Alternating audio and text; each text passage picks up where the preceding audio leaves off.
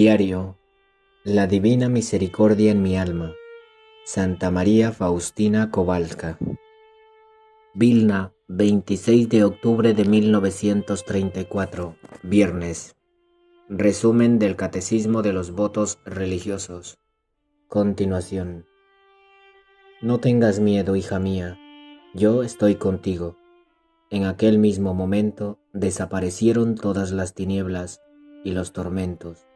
Los sentidos fueron inundados de una alegría inconcebible, las facultades del alma colmados de luz.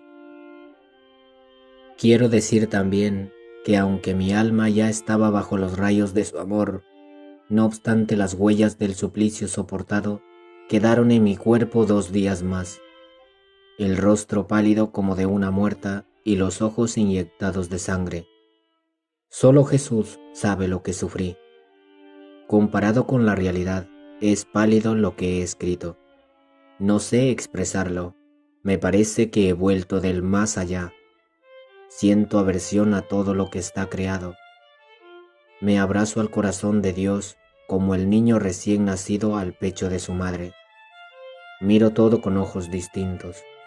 Estoy consciente de lo que el Señor ha hecho en mi alma con una palabra. De esto vivo.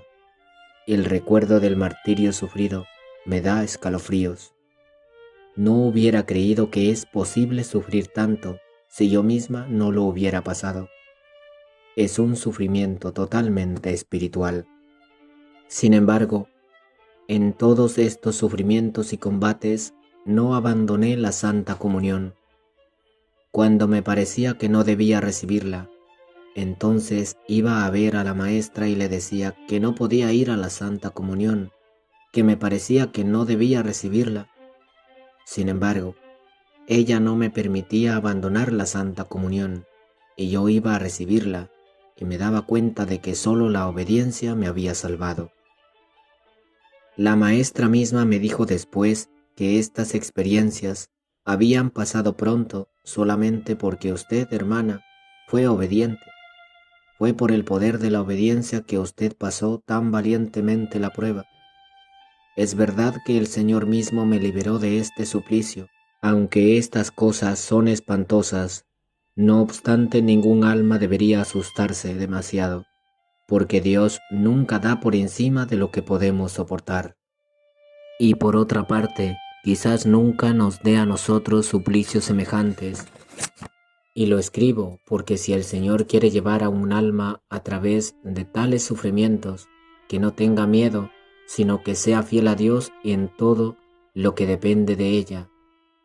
Dios no hará daño al alma porque es el amor mismo, y por este amor inconcebible la llamó a la existencia. Pero cuando yo me encontraba en angustia, no lo comprendía. Oh Dios mío, he conocido que no soy de esta tierra.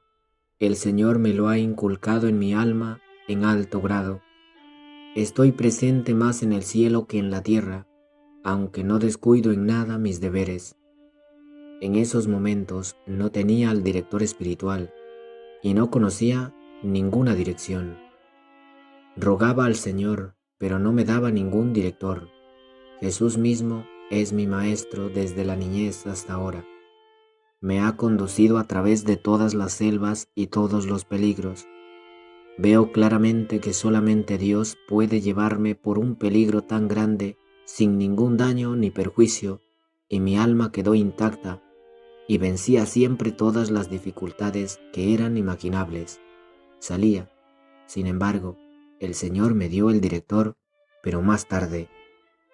Después de esos sufrimientos, el alma se encuentra en gran pureza de espíritu y en una gran cercanía con Dios, aunque tengo que decir que durante los tormentos espirituales, ella está cerca de Dios, pero está ciega.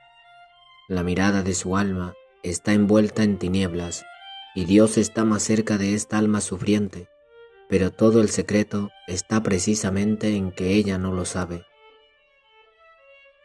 No solo afirma que Dios la ha abandonado, sino que dice ser el objeto de su odio. Qué enfermedad tan grave de la vista del alma, que deslumbrada por la luz de Dios, afirma que Él está ausente, mientras es tan fuerte que la ciega.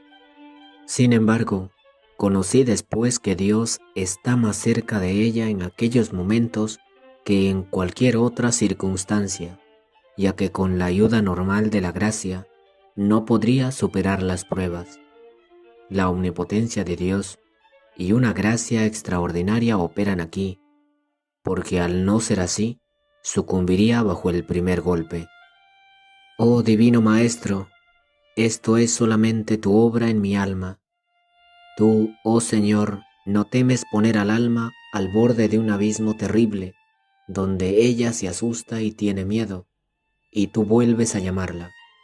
Estos son tus misterios inconcebibles. Pero la fidelidad a la obediencia le agradó. Cuando en estos tormentos del alma trataba de acusarme en la confesión de los detalles más pequeños, aquel sacerdote se extrañó de que no cometía faltas más graves y me dijo las siguientes palabras: si en estos tormentos, hermana, usted es tan fiel a Dios, esto ya me da prueba de que Dios la sostiene con su gracia particular, y si usted no lo entiende, no se preocupe.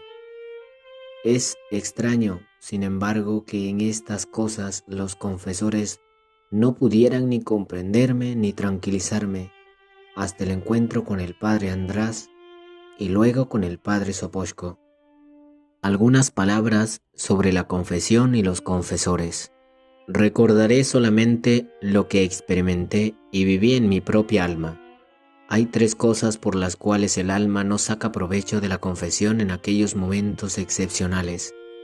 La primera es que el confesor conoce poco los caminos extraordinarios y muestra asombro si un alma le revela los grandes misterios que Dios realiza en el alma. Este asombro suyo pone en alarma a un alma sutil y advierte que el confesor está indeciso en expresar su opinión, y si el alma nota esto, no se tranquiliza, sino que tiene aún más dudas después de la confesión de cuantas tenía antes de ella, porque siente que el confesor la tranquiliza, pero él mismo no está seguro. O bien, lo que me ha ocurrido a mí, que el confesor, sin poder penetrar algunos misterios del alma, le rehúsa la confesión, muestra un cierto temor al acercarse esa alma a la rejilla. ¿Cómo puede un alma en tal estado adquirir tranquilidad en el confesionario, visto que es tan sensible a cada palabra del confesor? Según mi parecer, en estos momentos de visitas especiales de Dios en el alma, si el sacerdote no la entiende, debería referirla a un confesor con experiencia y conocimiento, o él mismo adquirir luces para dar al alma lo que ella necesita, y no rehusarle simplemente la confesión, porque de este modo la expone a un gran peligro, y más de un alma puede abandonar el camino en el cual Dios quería tenerla de modo particular. Es una cosa de gran importancia, porque yo misma lo experimenté. Esto es que ya empezaba a vacilar a pesar de estos singulares dones de Dios, aunque Dios mismo me tranquilizaba. No obstante, deseaba siempre tener el sello de la Iglesia. La segunda cosa es que el confesor no permite expresarse sinceramente, manifiesta la impaciencia. El alma entonces se calla y no dice todo, y por lo tanto no saca provecho, y tanto menos saca provecho cuando sucede que el confesor empieza a someter al alma a pruebas y sin conocerla, en vez de ayudarle, le hace daño. Y eso porque ella sabe que el confesor no la conoce, dado que no le ha permitido revelarse completamente en cuanto a las gracias, ni tampoco en cuanto a la miseria, pues la prueba no es apropiada. Tuve algunas pruebas de las cuales me reí. Expresaré mejor esto con las palabras de que el confesor es el médico del alma, y como el médico, sin conocer la enfermedad, puede dar una medicina apropiada, nunca, porque no tendrá ningún efecto deseado, o le recetará demasiado fuerte y agravará la enfermedad. y a veces Dios no lo quiera, puede provocar la muerte porque es demasiado fuerte. Lo digo por experiencia, que en algunos casos fue Dios mismo que me sostenía. La tercera cosa es que a veces el confesor da poca importancia a las cosas pequeñas. En la vida espiritual no hay nada pequeño. A veces una cosa aparentemente pequeña descubre algo de gran importancia y para el confesor es un haz de luz para conocer al alma. Muchos matices espirituales se esconden en cosas pequeñas. No se levantará jamás un magnífico edificio si tiramos los ladrillos pequeños. De ciertas almas Dios exige una gran pureza, pues les envía un conocimiento más profundo de la miseria. Iluminadas con la luz que viene de lo alto, conocen mejor lo que agrada a Dios y lo que no le agrada. El pecado es según el conocimiento y la luz del alma, lo mismo también las imperfecciones, aunque ella sabe que lo que se refiere estrictamente al sacramento es el pecado. Pero estas cosas pequeñas tienen una gran importancia en la aspiración a la santidad, y el confesor no las puede menospreciar. La paciencia y la benevolencia del confesor abren el camino a los más profundos secretos del alma. El alma casi inconscientemente revela la profundidad abismal y se siente más fuerte y más resistente. Ahora lucha con más valor, hace más esfuerzos, porque sabe que debe de rendir cuentas de ello. Recordaré una cosa más respecto al confesor. En ocasiones tiene que experimentar, tiene que poner a prueba, tiene que ejercitar, tiene que conocer si está tratando con la paja o con el hierro, o con el oro puro. Cada una de estas tres almas necesita ejercitarse de un modo diferente. El confesor debe necesariamente formarse una opinión clara de cada una para saber lo que puede soportar en determinados momentos, circunstancias y casos. En cuanto a mí, después de muchas experiencias, cuando me di cuenta de no ser comprendida, no revelaba mi alma y no turbaba mi tranquilidad. Pero esto sucedió solo desde el momento en que todas estas gracias estaban bajo el juicio del confesor con discernimiento instruido y con experiencia. Ahora sé cómo comportarme en ciertos casos. Y deseo nuevamente decir tres palabras al alma que desea decididamente tender hacia la santidad y obtener frutos, es decir, provechos de la confesión. La primera, total sinceridad y apertura. El más santo y más sabio confesor no puede infundir por la fuerza en el alma lo que él desea, si el alma no es sincera y abierta. El alma insincera, cerrada, se expone a un gran peligro en la vida espiritual, y el Señor Jesús mismo no se ofrece a tal alma de modo superior, porque sabe que ella no sacaría ningún provecho de estas gracias particulares. La segunda palabra, la humildad. El alma no saca el debido provecho del sacramento de la confesión si no es humilde. La soberbia mantiene al alma en la oscuridad. Ella no sabe y no quiere penetrar exactamente en lo profundo de su miseria.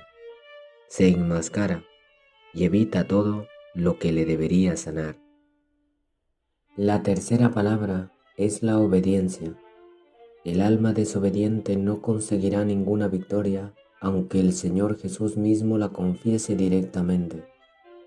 El más experto confesor no ayudará nada a tal alma. El alma desobediente se expone a gran peligro y no progresará nada en la perfección y no se defenderá en la vida espiritual.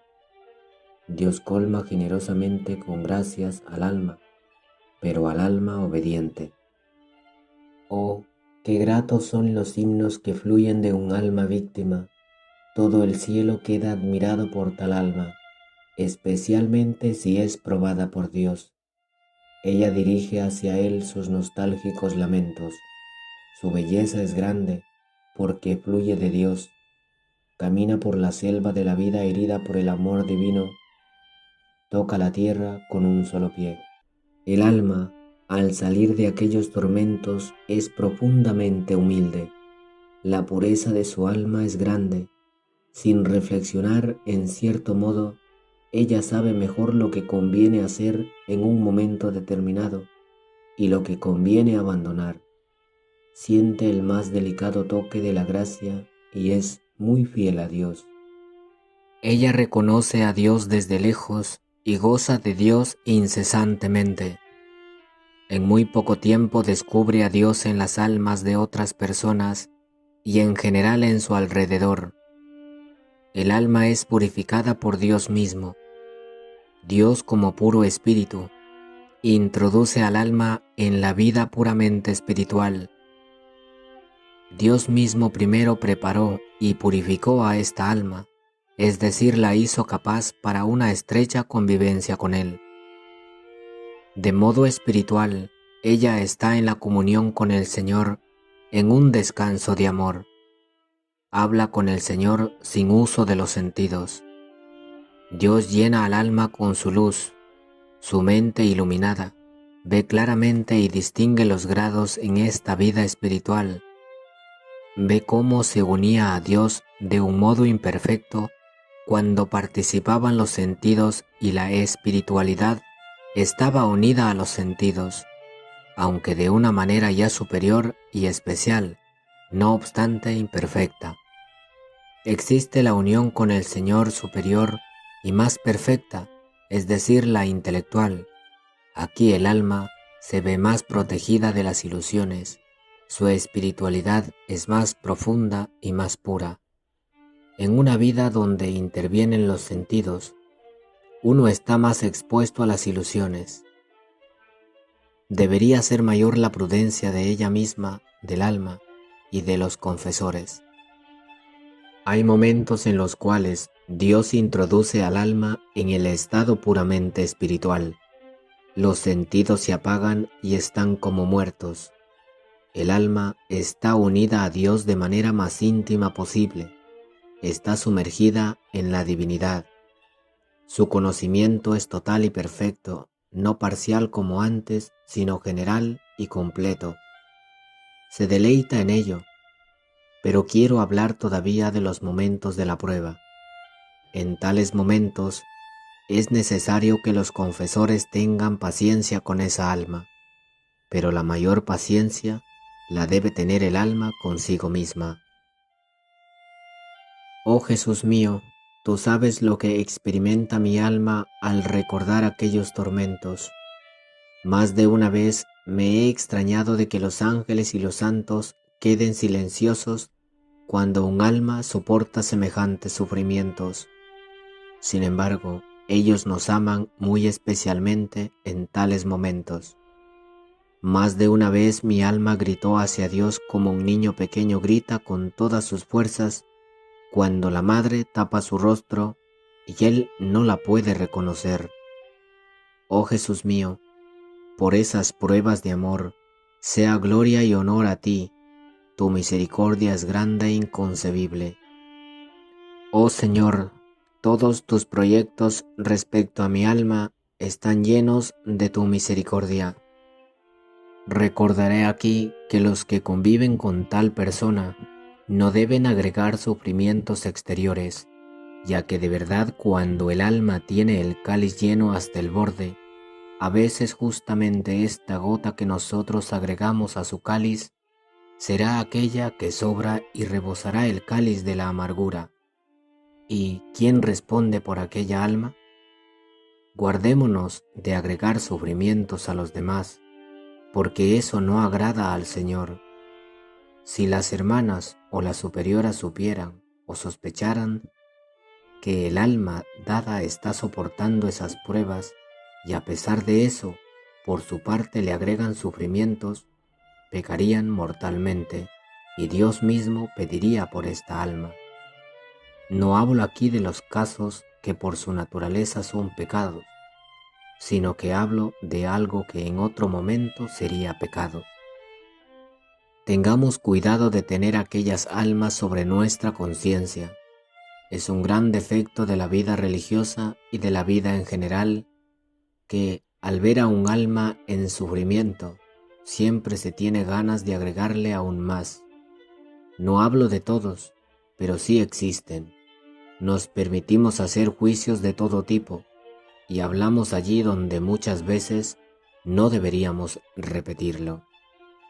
La lengua es un órgano pequeño, pero hace grandes cosas. Una religiosa que no es callada nunca llegará a la santidad, es decir, no será santa. No se haga ilusiones, a no ser que el Espíritu de Dios hable por ella. En tal caso no debe callar. Pero para poder oír la voz de Dios, hay que tener la serenidad en el alma y observar el silencio. No un silencio triste, sino un silencio en el alma, es decir, el recogimiento en Dios. Se pueden decir muchas cosas sin interrumpir el silencio y al contrario, se puede hablar poco y romper continuamente el silencio. Oh, qué daños irreparables causa no guardar el silencio.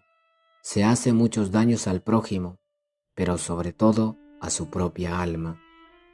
Según mi opinión y mi experiencia, la regla del silencio debería estar en el primer lugar.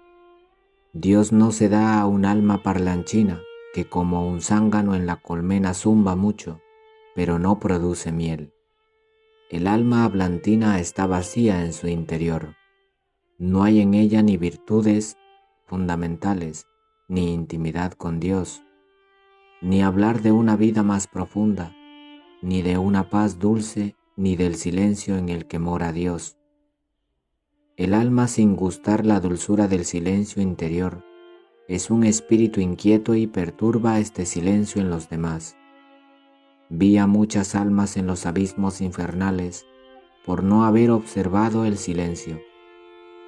Ellas mismas me lo dijeron cuando las pregunté cuál había sido la causa de su ruina. Eran almas consagradas. Oh Dios mío, qué dolor al pensar que podrían estar no solamente en el paraíso, sino hasta ser santas. Oh Jesús, misericordia, tiemblo al pensar que debo rendir cuenta de la lengua.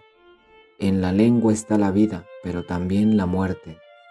A veces con la lengua matamos, cometemos un verdadero asesinato.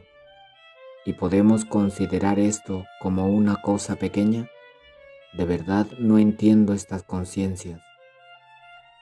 Conocí a una persona que, al enterarse por otra de cierta cosa que se decía de ella, se enfermó gravemente, perdió allí mucha sangre y muchas lágrimas, y luego vino una triste consecuencia, no causada por la espada, sino por la lengua. Oh mi Jesús silencioso, ten misericordia de nosotros. He pasado el tema del silencio, pero no quiero hablar de esto, sino de la vida del alma con Dios y de su respuesta a la gracia.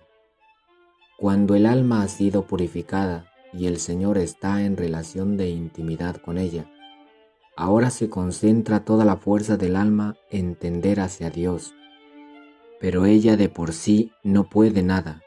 Aquí solamente Dios arregla todo. El alma lo sabe y está consciente de ello. Ella vive todavía en el destierro y comprende bien que puede haber todavía días nublados y lluviosos, pero ella debe mirar todo esto con la actitud distinta a la mantenida hasta ahora. No se refugia en una paz engañosa, sino que se dispone a la lucha. Ella sabe que es de la estirpe guerrera. Ahora se da cuenta mejor de todo. Ella sabe que es de la estirpe real. Todo lo grande y santo lo concierne. Una serie de gracias que Dios derrama sobre el alma después de aquellas pruebas de fuego. Goza de una estrecha unión con Dios. Tiene muchas visiones sensibles y espirituales. Oye muchas palabras sobrenaturales y a veces órdenes precisas. Pero a pesar de estas gracias, no se basta a sí misma. Tanto menos precisamente porque Dios la visita con estas gracias, debido a que está expuesta a varios peligros y puede fácilmente caer en la ilusión. Debería pedir a Dios un guía espiritual, pero no solamente pedir un guía, sino que solicitar y buscar a un director que entienda las cosas como el caudillo que tiene que conocer los caminos por los cuales conduce a la batalla. A un alma que está unida a Dios es necesario prepararla para grandes y encarnizados combates. Después de estas purificaciones y pruebas, Dios trata con el alma de modo especial, pero el alma no siempre colabora con estas gracias. No porque ella misma de por sí no quiera colaborar, sino que enfrenta tan grandes dificultades interiores y exteriores que de verdad hace falta un milagro para que esa alma se mantenga a estas alturas. Aquí necesita obligatoriamente al director. A menudo llenaba mi alma de dudas y algunas veces mi alma se asustaba de por sí al pensar que después de todo yo era una ignorante. No entendía muchas cosas y menos todavía las cosas espirituales. No obstante, cuando las dudas aumentaban, buscaba luz en un confesor o en las superioras, pero no obtenía lo que deseaba. Cuando me descubrí ante las superioras, una de ellas conoció mi alma y el camino por el cual Dios quería conducirme. Siguiendo sus indicaciones, empecé a avanzar rápidamente en el camino de la perfección. Sin embargo, eso no duró mucho tiempo. Al descubrir mi alma más a fondo, no recibí lo que deseaba y a la superiora estas gracias le parecieron inverosímiles. Así que ya no pude obtener nada de ella. Me decía que no era posible que Dios conviviera tan íntimamente con una criatura. Yo temo por usted, hermana, si acaso no sea alguna ilusión. Tomé consejo de un sacerdote, pero el confesor no me entendió y dijo: es mejor que usted, hermana, hable de estas cosas con las superioras. Y así andaba, de las superioras al confesor, del confesor a las superioras, pero sin encontrar la paz. Estas gracias de Dios empezaron a ser para mí un gran sufrimiento.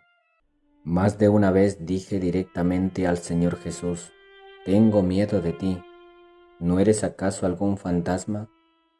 Jesús siempre me tranquilizaba, pero yo siempre desconfiaba. Una cosa extraña, cuando más yo desconfiaba, tanto Jesús me daba más pruebas de que Él era el autor de estas cosas. Al darme cuenta de que no obtenía ninguna tranquilidad de las superioras, decidí no hablar más de esas cosas puramente interiores. Por fuera procuraba, como una buena religiosa, hablar de todo con las superioras, pero de la necesidad del alma hablaría solamente en el confesionario. Por muchas y muy justas razones entendí que la mujer no es llamada para discernir tales misterios. Me expuse a muchos sufrimientos inútiles. Durante mucho tiempo fui considerada como poseída por el espíritu maligno y me miraban con lástima, y la superiora tomó precauciones respecto a mí. Llegaba a mis oídos que las hermanas me miraban como si yo fuera así, y oscurecía el horizonte en alrededor. Empecé a evitar estas gracias de Dios, pero si ello no estaba en mi poder, de repente me invadió un recogimiento tan grande que en contra de la voluntad me sumergí en Dios y el Señor me tenía a su lado. En los primeros momentos mi alma siempre está un poco asustada, pero después una paz y una fuerza extraña llenan mi alma. Hasta aquí se pudo soportar todo, pero cuando el Señor me pidió que pintara esta imagen, entonces de verdad empezaron a hablar y a mirarme como a una histérica y a una exaltada, y eso empezó a propagarse aún más. Una de las hermanas vino a hablar conmigo en privado y se puso a compadecerme. Me dice: oigo hablar que usted, hermana, es una exaltada, que tiene algunas visiones. Pobre hermana, defiéndase de ello. Fue sincera aquella alma y lo que había oído me lo dijo con sinceridad. pero tuve que oír cosas semejantes todos los días. Solamente Dios sabe cuánto eso me atormentaba. Sin embargo, decidí soportar todo en silencio y no dar explicaciones a las preguntas que me hacían. A algunas les irritaba mi silencio, especialmente a las más curiosas. Otras, las de pensamiento más profundo, decían que seguramente Sor Faustina estaría muy cerca de Dios, visto que tenía la fuerza de soportar tantos sufrimientos, y veía delante de mí como dos grupos de jueces. Traté de conseguir el silencio interior y exterior. No decía nada referente a mi persona, aunque era interrogada por algunas hermanas directamente. Mi boca cayó. Sufría como una paloma sin quejarme. Sin embargo, algunas hermanas encontraban casi un placer en inquietarme de cualquier modo. Les irritaba mi paciencia. Sin embargo, Dios me daba tanta fuerza interior que lo soportaba con calma. Me di cuenta de que en aquellos momentos no tendría la ayuda de nadie y empecé a rezar y a pedir al Señor un confesor. Anhelaba que algún confesor me dijera esta única palabra: quédate tranquila, estás en un buen camino, o bien rechaza todo eso porque no viene de Dios. Sin embargo, no encontraba a un sacerdote tan decidido que me dijera estas palabras claras en nombre del Señor, pues continuaba en la incertidumbre. Oh Jesús, si es tu voluntad que viva en tal incertidumbre, sea bendito tu nombre. Te ruego, Señor, tú mismo guía mi alma y quédate conmigo, porque sola soy nada. Pues ya soy juzgada por todos lados, ya no queda nada de lo que hay en mí que se haya escapado al juicio de las hermanas, pero en cierto sentido ya se agotó todo y empezaron a dejarme en paz. Mi alma atormentada descansó un poco, pero conocí que en aquellas persecuciones el Señor estuvo muy cerca de mí. Eso duró un brevísimo instante. Estalló nuevamente una violenta tempestad. Ahora las sospechas anteriores se hicieron seguras para ellas y hay que escuchar nuevamente las mismas canciones. Así lo dispone el Señor. Pero lo extraño es que incluso por fuera empezaran para mí distintas adversidades. Esto provocó distintos sufrimientos conocidos solamente por Dios. Sin embargo, trataba como podía hacer todo con la intención más pura posible. Veo que soy vigilada en todas partes como un ladrón en la capilla, cuando hago mis deberes en la celda. Ahora sé que además de la presencia de Dios, tengo siempre la presencia humana. De verdad, más de una vez esta presencia humana me molestó mucho. Hubo momentos en que reflexionaba si desvestirme o no para lavarme. De verdad, mi pobre cama también fue controlada muchas veces. A veces me daba risa saber que no dejaban en paz ni siquiera la cama. Una hermana me dijo ella misma que cada noche me miraba en la celda para ver cómo me comportaba en ella. Sin embargo, los superiores son siempre los superiores, y si bien me humillaban personalmente y más de una vez me llenaron de dudas, no obstante siempre me permitieron lo que exigía el Señor, aunque no tal y como yo pedía, pero sí de otro modo satisfacieron las demandas del Señor y me permitieron esas penitencias y mortificaciones. Un día, una de las madres se enojó tanto conmigo y me humilló tanto que pensé que no lo soportaría. Me dijo extravagante, histérica, visionaria: vete de mi habitación, no quiero conocerte. Todo lo que pudo cayó sobre mi cabeza. Al volver a la celda me caí de cara al suelo delante de la cruz y miré a Jesús sin poder pronunciar ni una sola palabra. Y sin embargo ocultaba a los demás y disimulaba como si no hubiera pasado nada entre nosotras. Satanás Siempre aprovecha tales momentos. Comenzaron a venirme los pensamientos de desánimo. He aquí tu premio por la fidelidad y la sinceridad. ¿Cómo ser sincera si se es tan incomprendida? Oh Jesús, Jesús, ya no aguanto más. Otra vez caí al suelo bajo aquel peso y comencé a sudar y el miedo empezó a dominarme. No tengo en quién apoyarme interiormente. De repente oí en mi alma la voz: no tengas miedo, yo estoy contigo. Y una luz extraña iluminó mi mente y comprendí que no debía someterme a tales tristezas, y una fuerza me llenó y salí de la celda con un nuevo ánimo para enfrentar los sufrimientos. Sin embargo, empecé a descuidarme un poco. No hacía caso a estas inspiraciones interiores. Trataba de distraerme, pero a pesar del ruido y de las distracciones, veía lo que pasaba en mi alma. La palabra divina es muy elocuente y nada puede sofocarla. Empecé a evitar el encuentro del Señor en mi propia alma, porque no quería ser víctima de la ilusión. Sin embargo, el Señor en cierto modo me persiguió con sus dones y de verdad experimentaba por turnos sufrimientos y alegrías. No menciono aquí diferentes visiones y gracias que en aquel tiempo Dios me concedió, porque las tengo apuntadas en otro lugar, pero diré que aquellos distintos sufrimientos ya llegaron al colmo y me decidí a acabar con estas dudas antes de los votos perpetuos.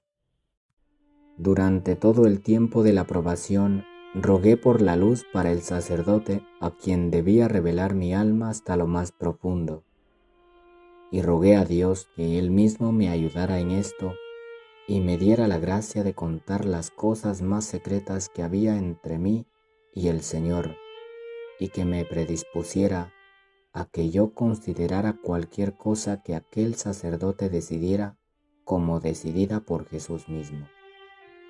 No importa cuál será el juicio sobre mí, yo deseo solamente la verdad y una respuesta decidida a ciertas preguntas. Me he encomendado a Dios completamente y mi alma desea la verdad. No puedo seguir viviendo en dudas, aunque en el alma tenía una certeza tan grande de que estas cosas procedían de Dios, que ofrecería mi vida por ellas. Sin embargo, por encima de todo eso puse la opinión del confesor y decidí comportarme de acuerdo con lo que él consideraría justo y según sus indicaciones. Veo aquel momento como el que decidirá de cómo debo comportarme durante toda la vida. Sé que de él aquel momento dependerá todo. No tiene importancia si lo que me dirá será de acuerdo con mis inspiraciones o todo lo contrario. Eso ya no me importa. Yo deseo conocer la verdad y seguirla. Oh Jesús, tú puedes ayudarme. Y a partir de aquel momento empecé. Escondo todas las gracias en el alma y espero a quien el Señor me mandará. Sin dudar en nada en mi corazón rogué al Señor que Él mismo se dignara a ayudarme en estos momentos y el ánimo entró en mi alma.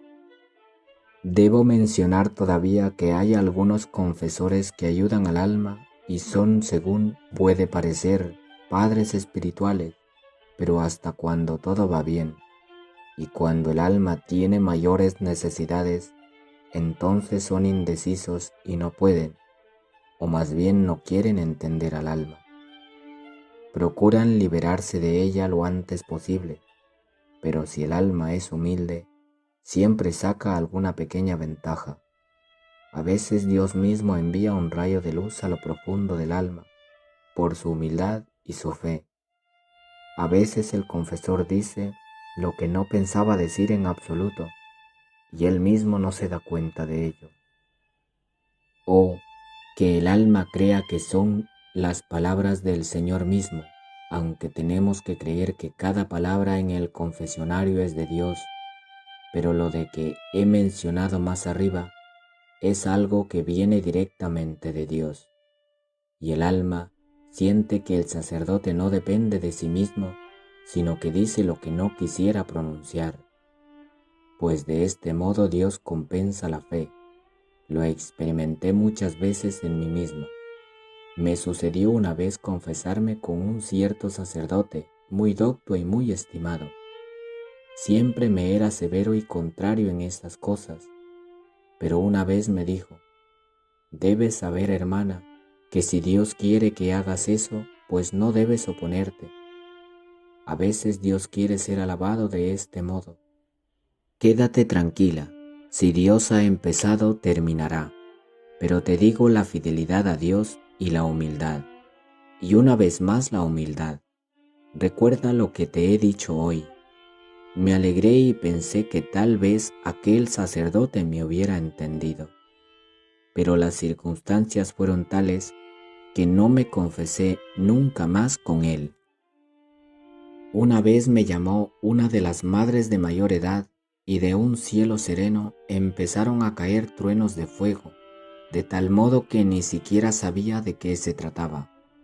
Pero poco después entendí que se trataba de lo que no dependía de mí.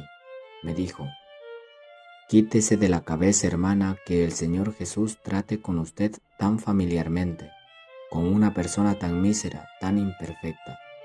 El Señor Jesús trata solamente con las almas santas, recuérdelo bien». Reconocí que tenía plenamente razón, porque yo soy miserable. Sin embargo, confío en la misericordia de Dios. Cuando me encontré con el Señor, me humillé y dije: «Jesús, según dicen, tú no tratas con las personas miserables. Quédate tranquila, hija mía. Precisamente a través de tal miseria, quiero mostrar el poder de mi misericordia». Entendí que la madre quiso solamente humillarme.